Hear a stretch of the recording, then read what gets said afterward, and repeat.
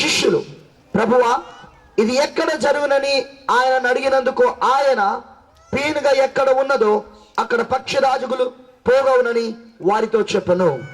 తెలుగు తర్జుమాలో అది గద్దలను రాయబడ్డాయి, కానీ తప్పది.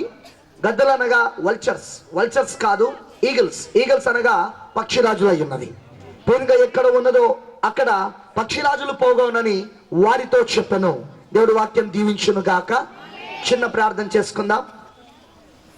పరిశుద్ధుడా, సర్వశక్తిమంతుడా, కృపామడువైన దేవానికి స్తోత్రముడు తండ్రి.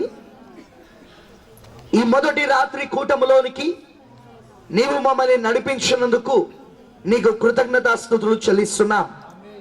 మరి నీ దాసుడు ప్రభువా హృదయములో ప్రేరేపింపబడి ఈ ప్రాంత ప్రజలకు ఈ చివరి కాల వర్తమానమును వినిపించాలని తన హృదయములోని ఆత్మచేత భారము కలిగించబడి తాను తన సంఘముతో కలిసి మరి 3 రోజుల కూటలు ఇక్కడ ఏర్పాటు చేశాడు.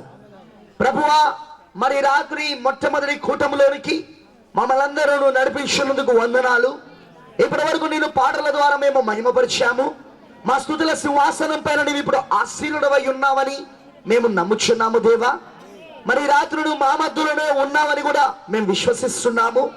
ఎందుకంటే ఎక్కడైతే నా నామములో 2 లేక 3 కూడి ఏకీభవించి ప్రార్థన చేస్తారో వారి మధ్యలో నేను ఉండెదను అని చెప్పిన దేవుడవై ఉన్నావు. నిశ్చయముగా ఈ రాత్రుడు మా మధ్యలో ఉన్నందుకు స్తోత్రాలు. అందుకే ఈ రాత్రి రంగము పైన నిలబడము దేవా. నన్ను పూర్తిగా శిలువచాటున మరుగు చేసుకొని నీ ప్రజలకు కావలసిన వర్తమానమును దయచేయి దేవా. ఎందుకంటే నీ వాక్యములో జీవము